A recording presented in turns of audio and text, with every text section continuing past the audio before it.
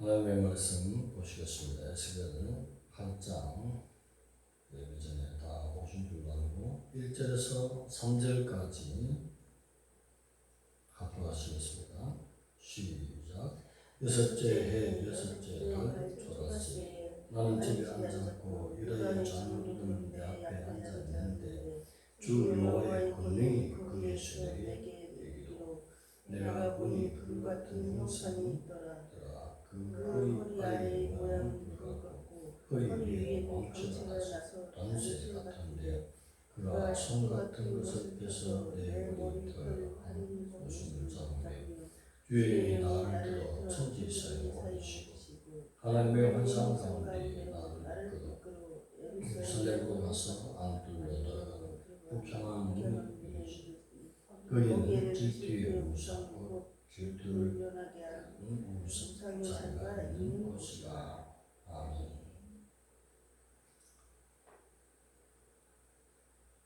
성전 내에서의 우상 숭배라는 제목으로 하나님의 말씀을 전하겠습니다. 하나님이 에스겔을 환상 가운데 데리고 예루살렘 성전의 영적인 상황을 보여주신 것입니다. 이스라엘 백성은 너나 할 것 없이 하나님을 바르게 잘 섬긴다고 하지만 하나님의 완전하신 눈으로 볼 때는 진정으로 하나님을 섬긴다가 예루살렘 성전 안에는 없는 것으로 에스겔 시대에 진정으로 하나님을 섬기는 종의 눈을 열어서 보여주신 것입니다. 성전 제단 북쪽에는 질투의 우상이 하나 서 있는 것입니다. 그리고 성전 뜰 문 안에 들어가니 밤에 구멍이 있길래 하나님이 그것을 헐어서 안으로 들어가서 보라 했습니다. 그 나무를 헐고 들어갔더니 70명의 장로가 사방 벽에 각종 곤충과 각종 우상들, 이스라엘의 모든 우상들이 그림으로 그려져 있는 그 방에서 숭배의식을 하고 있습니다. 장로들이었습니다. 그리고 성전 뜰 북쪽에 보니 여인들이 페니키아의 우상입니다. 담무스.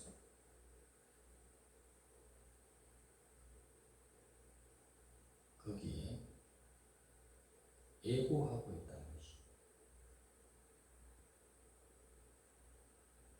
그것뿐입니까?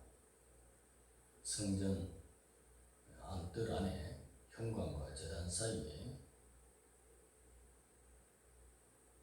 25명의 제사장들이 성전을 등지고 동방 태양을 경배하는 것. 자, 오늘 성전 밖에서부터 시작해서 성전 내부 깊숙이 안까지 하나님을 섬긴 자 누구였어요? 아무도 없다는 것입니다.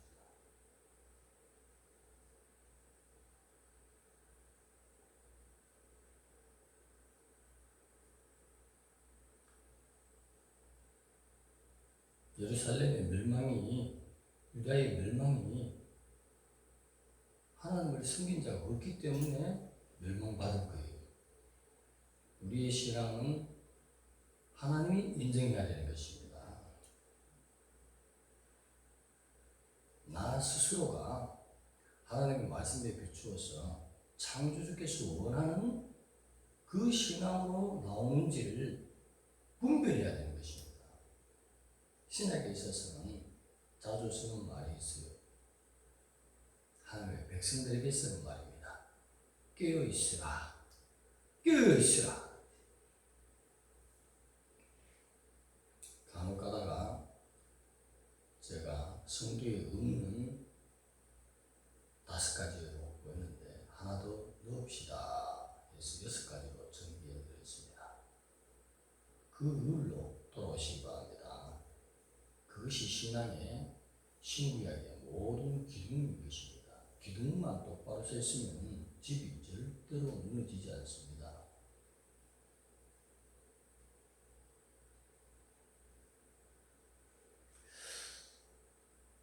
오늘 여기서 한 가지 주목해 볼 것은 이스라엘 백성들은 어느 이방 받을 수 없는 하나님의 윤례 법도를 받았습니다. 그래서 이방하고 달리 여호와에 대해서 잘 아는 민족이었습니다.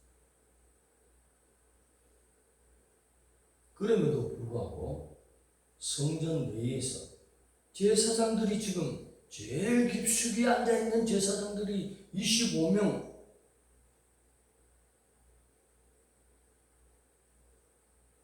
어디를 향해 가고 있습니까? 성전을 등지고 하나님을 아는 사상을 등지고 동방태양에게 경배하고 있다는 사실입니다. 오늘 이 시대에 무엇을 말씀하십니까? 주의 오심을 바라보며 거룩하게 날마다 거룩한 자체로 하나님을 섬겨야 되는데 모든 종교의 통합, WCC, WEA를 나가지 않습니까? 핵심적인 종들이 하나님의 사상이에요? 아니지요. 하나님은 늘 신뢰, 트리니티.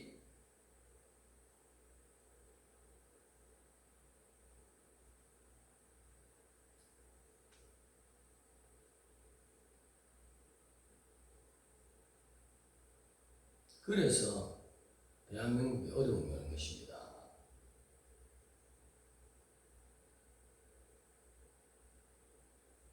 분별해야 될 줄 믿습니다.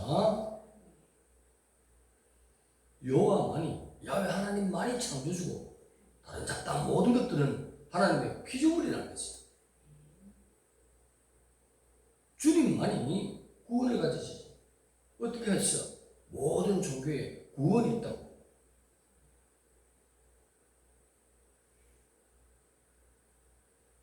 비판치 않을 수가 없습니다.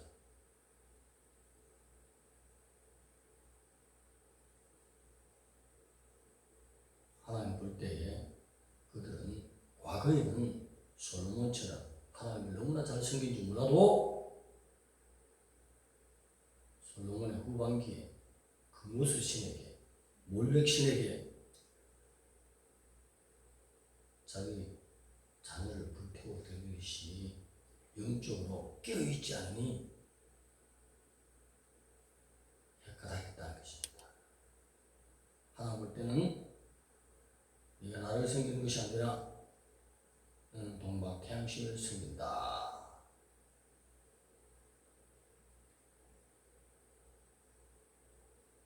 이러니 어떻게 해서 예루살렘이 멸망하지 않을 수가 없잖아요.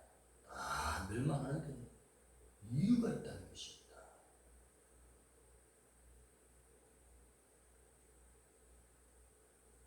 그래도 하나님이 대한민국을 살릴 것은 작은 교회 그리고 소수 하나님을 잘 아는 백성들이 진정으로 하나님만 섬기고 나라와 민족을 위해서 눈물 뿌려 기도하니 그들을 위해서 하나님 응답하사 마지막에 대한민국을 쓸 줄 믿습니다. 할렐루야.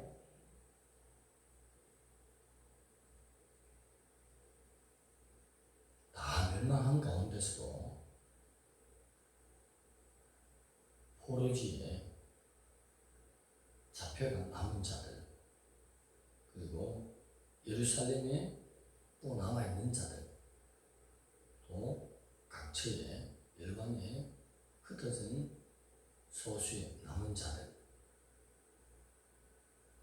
구약에는 남은 자를 가리켜서 지금까지 주님이 오시는 이때까지 주시는 사상이 있습니다.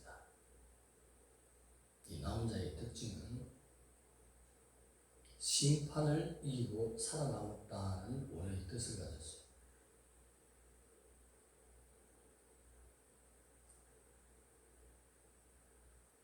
엘리야 시대도 7,000명이 바알에게 무릎을 꿇지 않았다 했어요. 다 멸망할 것이 아니라 70년 후에 다시 성전이 회복되는, 여호와의 신앙이 다시 살아나는, 그것이 기대되는 남은 자들.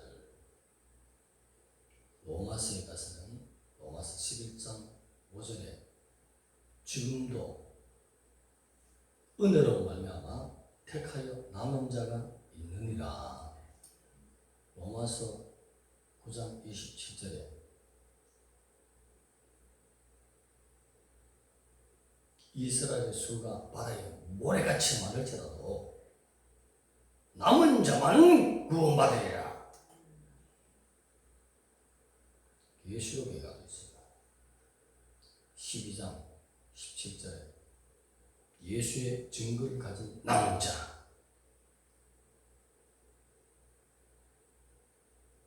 하나님 믿노라 하지만 머리로만, 입술로만 하나님 믿는다 하지만 증거가 없잖아. 주님은 증거를 요구하잖아요. 나를 사랑하는 증거, 나는 너희를 사랑해서 천국에 오를 수 있도록 보배 피를 흘리는데 너희는 나를 어떻게 사랑하느냐? 내 계명을 지키는 걸 보고 사랑하는 것으로 내가 인정하리라. 계명도 지키지 않으면서 사랑한다고 너무 거짓말쟁이, 거짓말하는 다 지옥에 쳐넣으리라 하지 않습니까?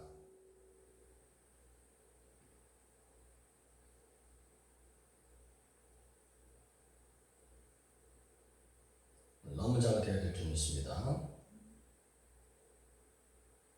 아무리 이스라엘의 숫자가 바다의 모래처럼 많을지라도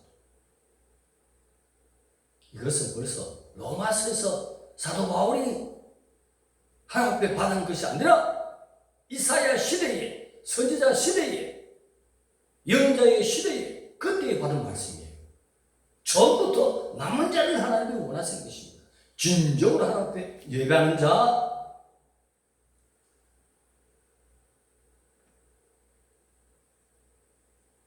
공중강림이 가까운 이때에 하나님이 주님 다 압니다.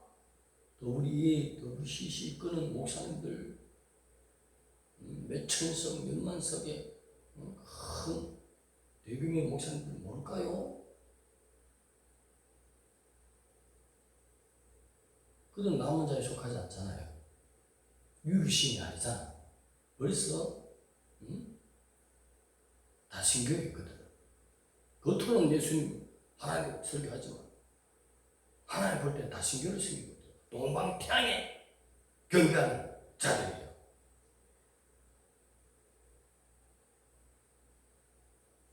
어떤 자가 공중강림에 주님을 맞이하겠습니까?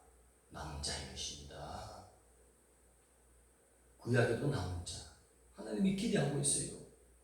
다 멸망시키지만 70년 연단 끝에 다시 돌아와서 진정으로 하나님께 예배할 자를 하나님이 바라보고 계십니다. 그 남은 자를 통해서 이스라엘의 신앙이 지금까지 유지되어 있고 이어져 오고 있다는 것입니다. 그는 남은 소수의 사람들만 막바지 굴에 올라가는 것입니다. 이런 자가 많아야 될 줄 믿습니다. 기도드리겠습니다.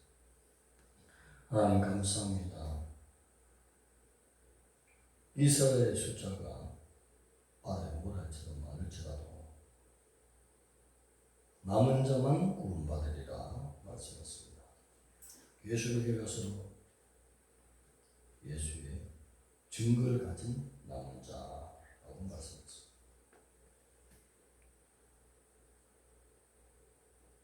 하나님이 인정하는 유일신 야훼 곧 예수 그리스도를 섬기는 자들이 될 수 있도록 붙들어 주시옵소서. 예수님의 이름으로 감사하며 기도드립니다.